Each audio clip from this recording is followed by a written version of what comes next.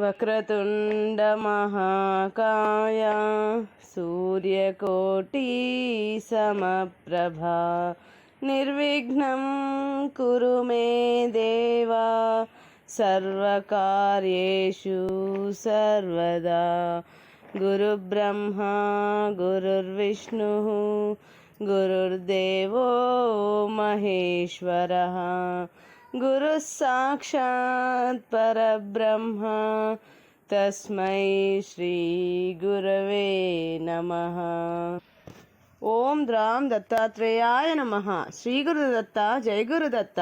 శ్రీ దత్త కథా సుధారణము. ఓం శ్రీ గురుదేవదత్త. 32వ రోజు పారాయణం. భద్రశీలుని చరితము. నర్మదా నది ఒడ్డున గాలవుడను ఒక ముని అనేక మంది మునులతో పాటు నివసించుచుండేవాడు. అతనికి ఒక కుమారుడు కలిగెను. వాని పేరు భద్రశీలుడు. అతడు చిన్న వయసు నుండి తోటి పిల్లలతో ఆటలాడడు. నిరంతరము విష్ణుమూర్తి యొక్క ప్రతిమను మొక్కుచూ పూజించుతూ దాని ముందే ధ్యాన స్థితిలో కాలము గడుపుచుండేవాడు. ఇట్లు పెరిగి కొంత పెద్దవాడైన తరువాత కుమారుని చర్యలను గమనించుచున్న తండ్రి గాలవుడొకనాడు కుమారుణ్ణి ప్రశ్నించెను. కుమారా, ఇంత చిన్న వయసులోనే నీకింత గొప్ప విష్ణుభక్తి ఎట్లు అబ్బినది? నీవు ముల్లోకముల వారికి శుభము కలగాలని కోరుచున్నావు. ఇది ఎంతో తపస్సులు ఆచరించిన వారికి కానీ ఇటువంటి బుద్ధి కలగదు. ఇటువంటి సుగుణ ఖనియగు నిన్ను కన్నందుకు నేనును, నీ ప్రవర్తన వలన నీవును, నీ దర్శనము చేత జనులందరూ కృతార్థులమైనాము. నీవు చేసిన ఏకాదశి ఫలితము వలన సకల జనులు దుఃఖమును దూరం చేసుకుని హాయిగా ఉన్నారు. ఇంతటి విశాల హృదయమును కలిగి శాంతియు విరక్తియు శీతోష్ణ సుఖ దుఃఖములను ద్వంద్వములను దూరముంచుట ద్వారా తితీక్షను పొందితివి. నీకీ స్థితి ఎట్లు కలిగినదని మాకందరకు ఆశ్చర్యముగా ఉన్నదని పలికెను. భద్రశీలుడప్పుడు, తండ్రి, ఇది పూర్వజన్మ జ్ఞానమునకు సంబంధించిన పుణ్య విశేషమే కాని ఈ జన్మది కాదు. చెప్పెదను వినుము అని ఇట్లు చెప్పసాగెను. పోయిన జన్మమునందు నరకమున యమధర్మరాజు చెప్పిన మాటలు నాకు ఇంకనూ గుర్తున్నవి. అందువలన ఇప్పుడు ఇట్లు ప్రవర్తించుచున్నాను అనగా, తండ్రి ఆశ్చర్యంతో, పూర్వజన్మలో నీవెవరవు? యముడు చెప్పడమేమిటి? నీవు నరకం నుండి వచ్చితివా అని ఆతురతతో అడిగెను. అప్పుడు భద్రశీలుడిట్లు చెప్పెను.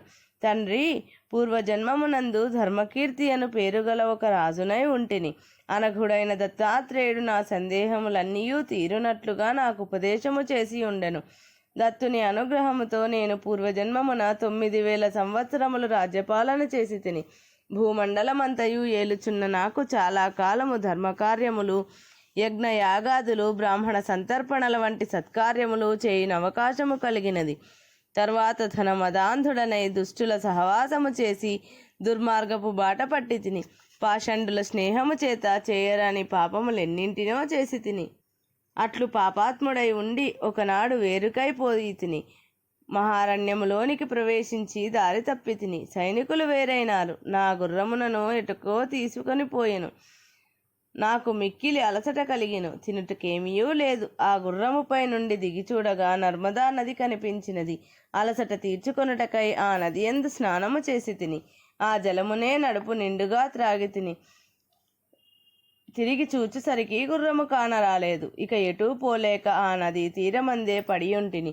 ఆకలిచే ప్రాణము శోషించెను. అట్లే పడి ఉండి ఇంత గొప్పగా బ్రతికినందుకు నాకీనాడెవ్వరునూ ఆకలి తీర్చువారు లేరు.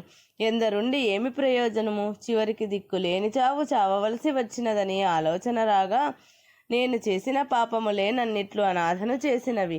గత జలసేతు బంధనమన్న విధంగా ఇప్పుడు ఆలోచించిన ఏమి ఫలము? ఎన్నో పుణ్యకార్యములు చేసి ఉంటిని. అవి ఏవియూ నన్ను రక్షించవా అని ఇట్లు యోచించుచుండగానే అనేక మంది బ్రాహ్మణులు వచ్చి నది యందు స్నానం ఆచరించిరి. వారిని పిలుచుటకు నాకు గొంతు పెగలలేదు. వారు ఆనాడు ఏకాదశి ఉపవాసముండి ఆ రాత్రి విష్ణువును పూజించి హరినామ కీర్తనలు చేయుచుండిరి.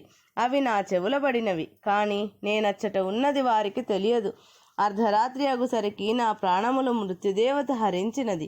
మహాభయంకరమైన యమకింకరులు నన్ను తన్నుచు గుద్దుచు తీసుకొని పోయి యమధర్మరాజు ఎదుట నిలిపిరి. తండ్రి, నేనప్పుడు యమధర్మరాజును దర్శించి తిని. ఆ యముడప్పుడు చిత్రగుప్తుని పిలిచి వీని శిక్షా విధానమును వివరింపుమనెను. ఇది శ్రీ దత్త కథా సుధారణము. దత్త భాగవతం 32వ రోజు పారాయణము సంపూర్ణం.